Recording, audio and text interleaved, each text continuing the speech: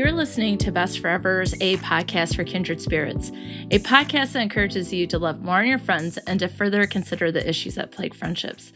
I'm Alysa Lucas, and there's something hopeful and exciting about saying goodbye to 1 year like that crappy 2021 and saying hello to hopefully a better year to do all the things that I want to do.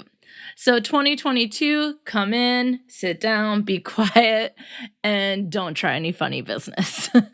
But truly, is anyone like me who plans for a new year and then, a couple days into the new year, it's like I didn't even spend any time planning my goals. So I have to ask, what is wrong with me?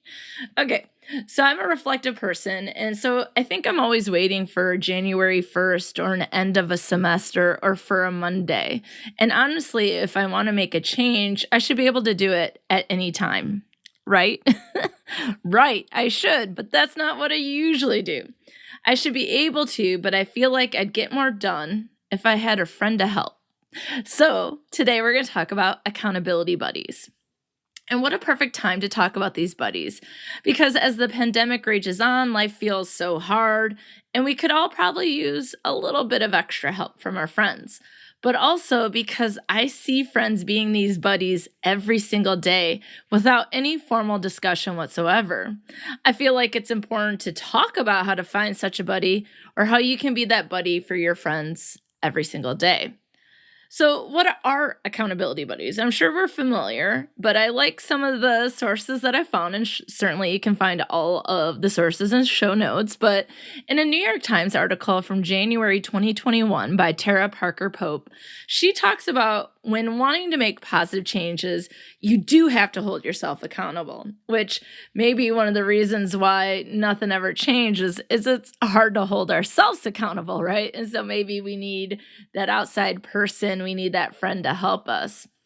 In this article, the author cites Gretchen Rubin, who I love. Her book, The Happiness Project, really helped me move forward in getting my undergraduate debt under control. So I definitely am on board with Gretchen Rubin. And she has another book called Better Than Before, which helps with habits. So, for example, she is cited in this New York Times article, and it states, accountability is an important tool for making and breaking habits. But if you want to keep doing a behavior, getting a friend will help even more in achieving one's goals. So it reminds me of Weight Watchers. The program has shown to be helpful because of the meetings with others who are going through the same thing. So how do I know this? Well, a couple different ways I know this. First, I know this because I read the side of a Weight Watchers ice cream sandwich box that I got at the grocery store, where they actually cite a journal article highlighting the research conducted on showing the success of the Weight Watchers program, in that people who attend meetings are likely to be more successful in their weight loss goals. Another way I've seen this is by witnessing those meetings and being part of them myself. So you can go to these meetings, and if you don't feel on track, those folks know what it feels like. And so they can say the thing that's going to help you get right back on track. And so that is a really great way if weight loss is your goal. But one of the things is you don't have to pay for it. You don't have to worry about just weight loss goals. We have other types of goals, right? And so in a way, you can create your own little Weight Watcher meetings for whatever goals you have, whether they be health related, work related, house related, or otherwise. And those little meetings can be with your friends. So Suchi Ridra in 2019 wrote an article for Creative Live, and she talks about research as well, and that having buddies can help make those boring tasks and projects, quote, easier, more fun, end quote. Which sounds amazing to a procrastinator like myself. So I'm sure I'm not the only one who has put off something for 8, 9, 10, 12, 30,000 months. And then when you actually do it, it took like 5 minutes. What's that about, right?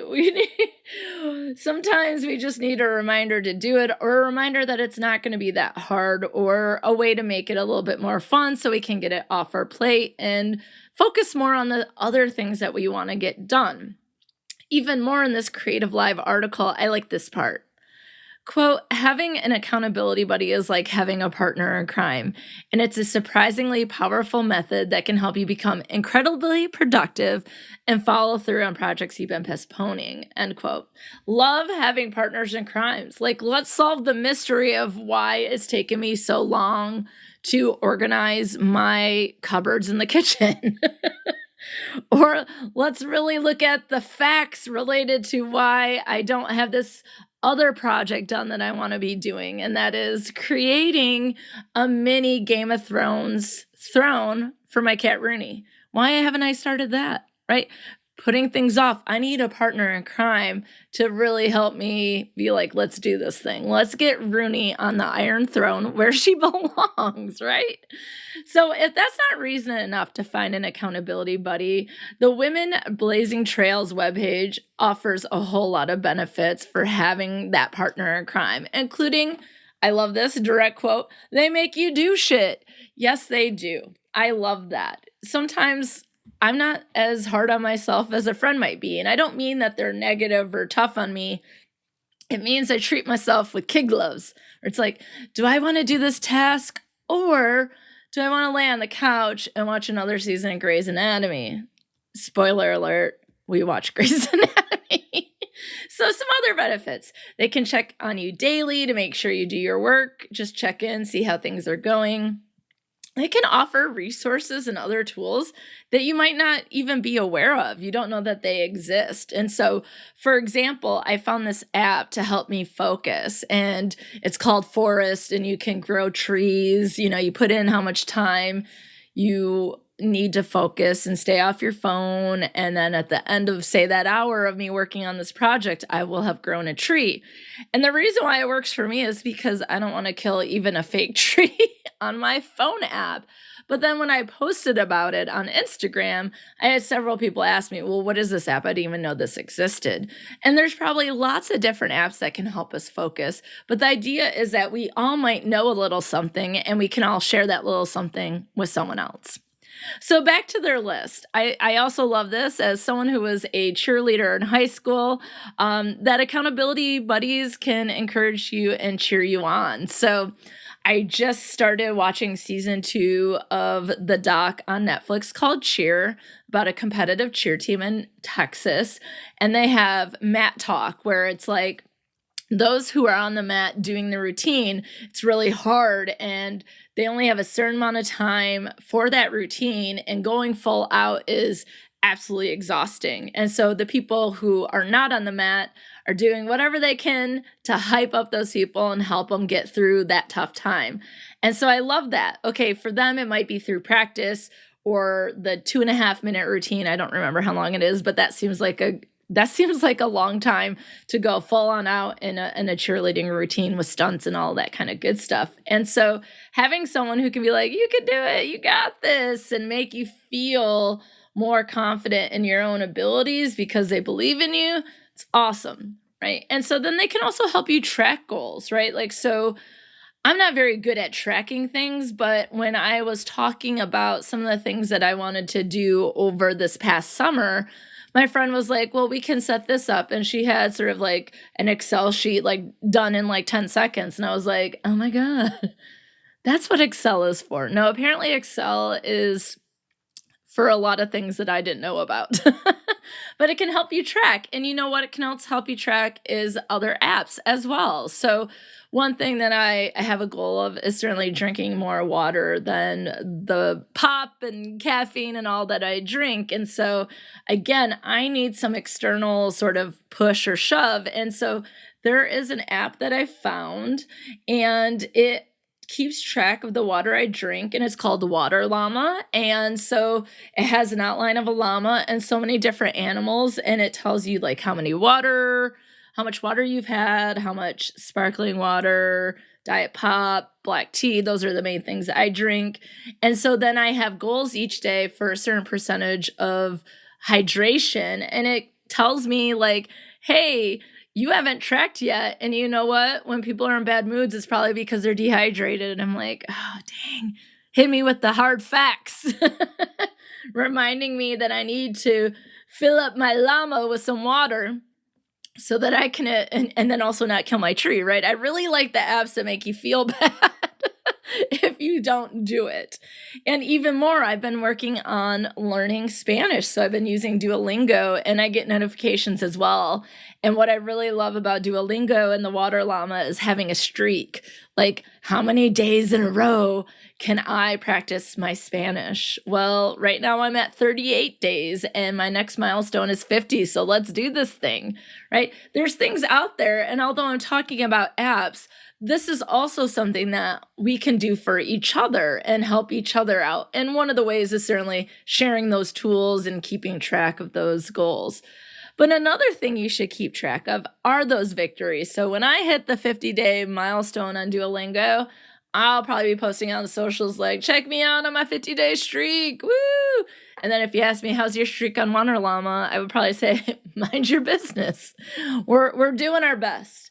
But maybe also, you have to remember that it's not always going to be perfect. And so some days I'm not going to drink as much water, and some days I might miss a day on Duolingo.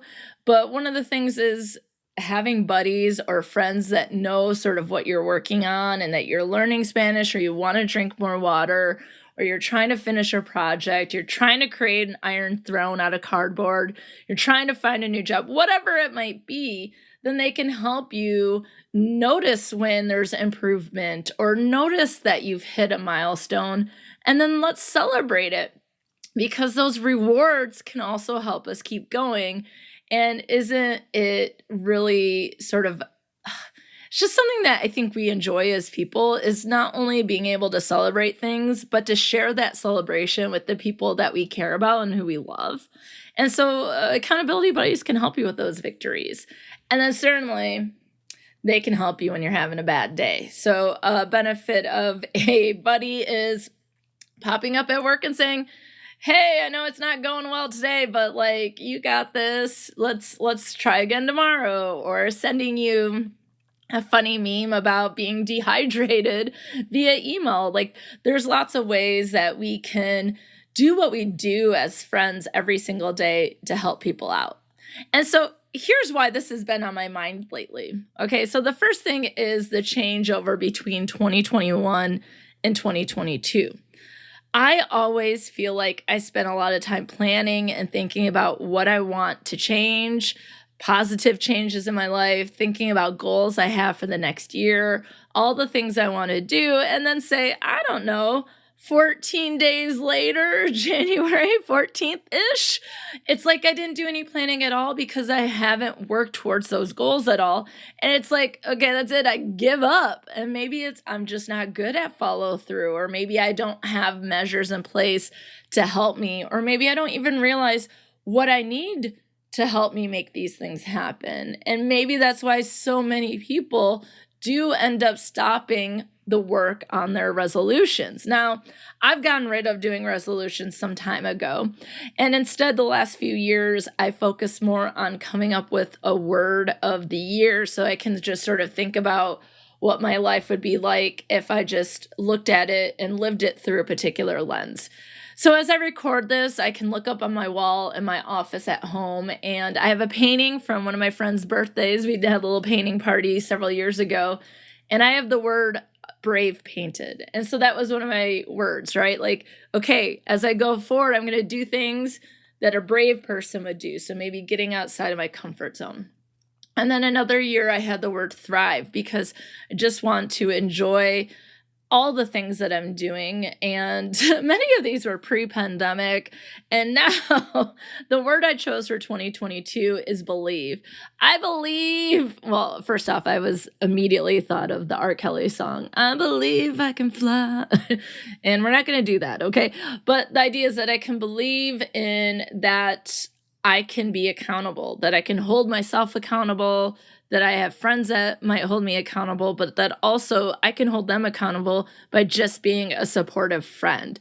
Believe in so many things that these changes can happen. And also, I did something different this year. I came up with a couple lists of 22 things to do in 2022. So I am reading 22 books, which might not seem like a lot, but for someone who loves television, It is. And then in addition to those 2022, that's the year. The number is 22 books. I'm also additionally reading, and not counting in my 22, all the Nancy Drew case file books from the 80s and 90s that I read when I was a tween, because those are real easy reads. That's a good way for me to feel like I'm accomplishing a goal, is like get that in. And then I'm like, all right, let me work a little bit on this burnout book, or learning more about Generation Z, or this true crime case I want to cover on fatalities. I can then feel like I'm getting things done because I started with something small and easy and fun that is nostalgic for me, because man, the pandemic really makes me miss the 90s, the music, the TV shows, the books. I just want to go back to being a tween, apparently. Besides the 22 books plus Nancy Drew, I'm making 22 clean meals. So I'm not saying I'm going on a diet. I'm saying I'm going to come up or find recipes that I can try that would be healthier for me, and then do 22 things for me. So maybe that's going to visit my girl Fiona the hippo again in Cincinnati. Maybe it's me and Finny JJ taking more walks, but it's focusing on doing things for me. And I think these are easier to do. They feel more manageable than like a resolution that's like lose weight, get new job, get like these just big things that need to be broken down smaller. And the idea of 22 things in 2022 is, of course, from Gretchen Rubin. So if you're not familiar with her, she has a webpage, she has books, she has a podcast. And to me, if she's your jam, she's really your jam, right? So she might be someone for you that really helps you thinking about things and how you can move forward. She could be your proxy accountability buddy. She might not know it, but I know that's why she does these things. She's trying to help other people as she was learning to help herself. So I guess thinking about that, I'm 2 weeks into the year and I haven't done as much of the things that, I really want to do, or thinking about the resolutions, but my year doesn't have to be ruined. I'm always waiting for the perfect time to start, which could be right now or right now or now. Now can be a really good time to start, right? And for me, I'm always waiting for some like, on Monday this will happen. And then by the end of Monday, I'll be like, all right, let's wait until next Monday. And I can just be my own worst enemy, right? So that's one of the reasons why accountability buddies have been on my mind, is just sort of what happens around the new year, how we might go about dealing with moving into a new year, and how we might set ourselves up for failure 2 weeks in, or you think it has to be perfect, or you have to start at the perfect time. So I have some other reasons why this topic has been on my mind. So story time. So my friend Crystal, who's been on the podcast, is a teacher at a local gym. So it's not a gym where you go and you do machines. It's like classes, which I don't like gyms and things like that, and it's boring and I hate it. So the goal is hard to start. We'll start that next new year, right? No, I want to go with the place where I have fun doing it with classes, and I like it because they have punch cards that carry over each month, so I can go when I want or when I feel good, or I can stop going if I feel like the numbers for COVID are high and I want to feel safe at home. I just love the flexibility of it. And so I had bought the punch card for classes in 2021. And so then at the end of 2021, I told her over break, I'm like, hey, I'm going to my first class. I'm going to kickboxing. And you know what she said? She's like, hey, that's awesome. Want me to come? And I mean, I always love to hang out with my friends. So it's like, absolutely. And not only did she show up, she partnered with me on the different tasks that we were doing, different routines and those sorts of things. And she was there to tell me how I could make adjustments if I didn't feel comfortable doing full-on push-ups or different types of things. She told me the different adjustments I could make, and she was giving me high fives and cheering me along the way, and it was amazing. And she did not have to do that. Right? I know she likes going to classes and teaching them and having the workouts and doing that sort of thing. But also like the fact that she was there for me when it is hard to go back and work out when you haven't done it in such a long time. And over the summer, I was like, I'm going to do the boot camp through your class because it was outside. And so I felt really comfortable doing that. She signed up for that too. And I was like, we never formally talked about it per se. It was just like, hey, buddy, let's do this thing. And she was encouraging every step of the way. And that's just like who she is. And so it made me think about like, what a great friend, and that she can hold me accountable just by being supportive of me. It's not like she's like, well, I need to hold Alysa accountable, so I better tell her I'm showing up.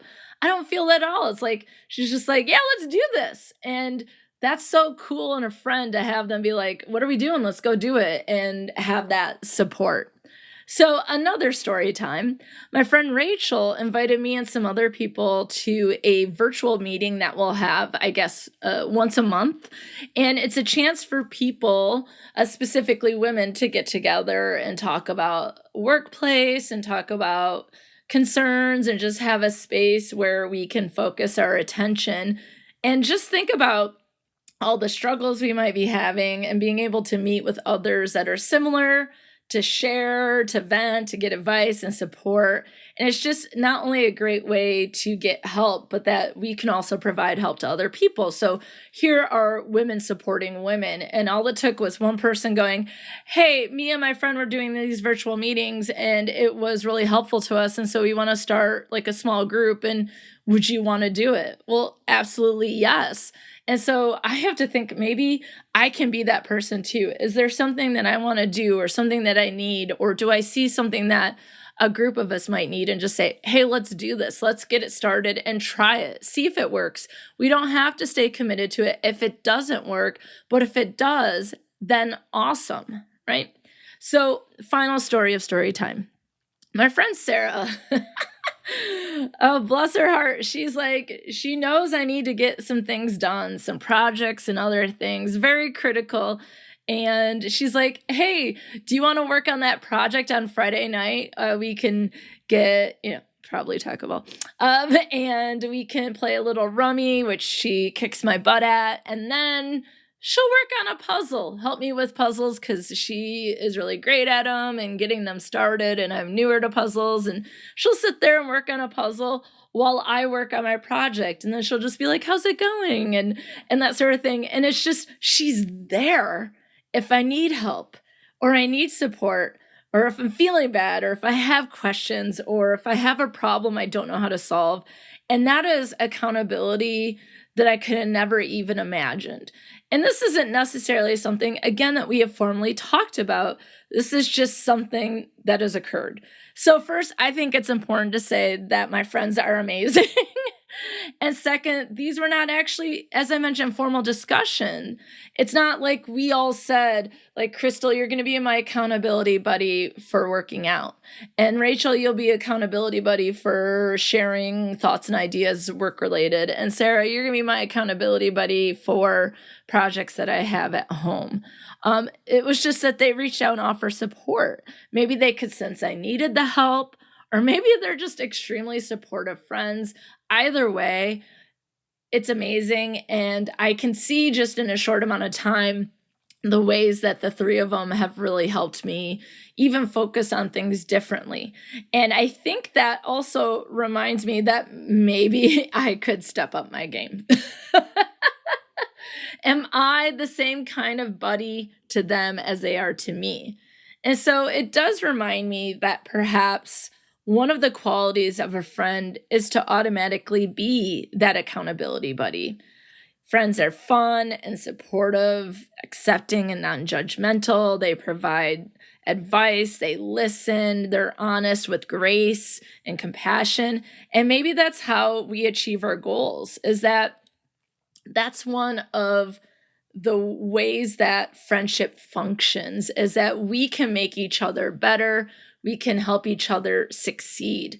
And shouldn't we want our friends to succeed? Shouldn't we want to bask in their victory and glory? We want to see them do the things that they want to do, knowing that they want to see the same for me, right? That it is a two-way street. And this is perhaps one of the ways that we can make it happen is through friendship. So perhaps we should think about ways we can be like Crystal, Rachel, and Sarah. And again, I definitely need to up my game, but that we really do need to think about that it's not a one-way street, that friends are meant to help each other. And accountability might be one of the ways that we can do that. Now, holding a friend accountable in other ways, so to me, it's two things: accountability buddy and holding a friend accountable. Holding a friend accountable is a different episode, and we can do that.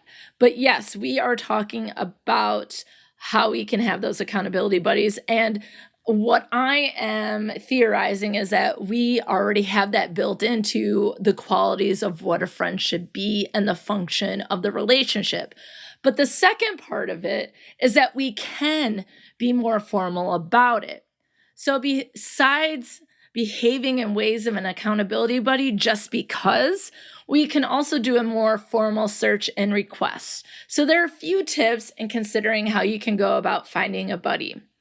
So first, a Forbes article by Layla Gowland from April 2018 indicates that an accountability buddy should help each other stay motivated.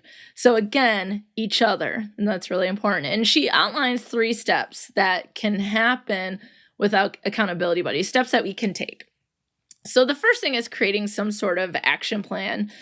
Just get something down and on paper, and it's not going to be perfect. And I think that one of the jobs of an accountability buddy is to recognize the fact that we are both imperfect and that our plan of action will be imperfect and the process might be imperfect.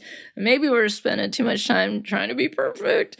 But also buddies can help us pivot when there are challenges and make any check-ins that they're deadlines for each other. So that's really important to having an accountability buddy. When you find someone, you get the action plan, you pivot for challenges, and you have the deadlines. Now, Kylie Bevan, a health and wellness coach, also provides a way to stick to those deadlines that Gowland talks about. For example, if you schedule your check-ins at a coffee shop, well, if one of those buddies doesn't have their stuff ready, then they buy coffee. So if you're someone who has that sort of, I don't want to have to give in and pay for coffee, you don't like the punishment aspect of it, you don't want your tree to die, right? You want your llama full of water, right? So this would probably work for me because, I don't want to have to spend more money, right? But Bevan also talks about being sure to encourage folks and not set them up for failure, right? So we're already tough enough on ourselves. We don't need to be so tough on our friends that it makes it difficult for them to succeed. And this leads to some really great advice from that same 2019 Creative Live webpage article, which indicates that accountability buddies are not just about cheering folks on. So it's not all about the cheer mat talk, okay? But also assisting in the problem solving. So really highlighting the idea from the Forbes article of pivoting with challenges.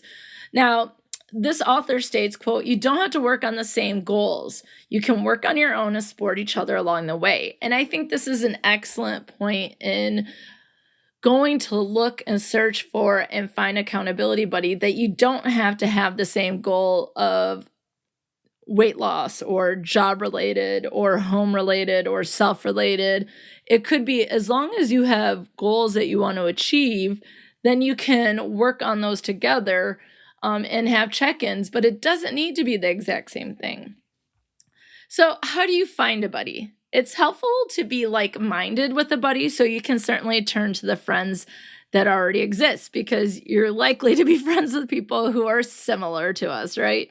Sort of like birds of a feather flock together, and friends can set up plans, have guidelines, deadlines, and more, and you can go from there to see what works. And if something doesn't work, you can make changes, right? But there might also be like-minded people you don't yet know, or you are not full on, you might not label them as a friend. Maybe they're an acquaintance or a coworker or whatever the case might be. So for example, you might find someone in the workplace, so at your specific job, or it could be in the industry. So you have similar jobs, but you're in different organizations, so you can be each other's sounding boards, for example. Another great way to sort of search for folks that are like-minded is join groups on Facebook that can help you find those folks. So, for example, I'm a member of the Facebook group, a Lady Pod Squad, where it's a bunch of lady podcasters, and finding someone in that group could mean I have a podcast accountability buddy, right? So maybe we do that. We have our own podcast and we might have different goals and topics and such with our podcast, but we might be able to work on that together. And I could find those people by joining that group, right? If you have looking for someone to help you with, I don't know, debt, right? Like there's debt management sort of Facebook groups of different types of debt programs people use and give each other advice and how it's been successful for them. It could be anything really. And truly, there has to be a Facebook group for everything.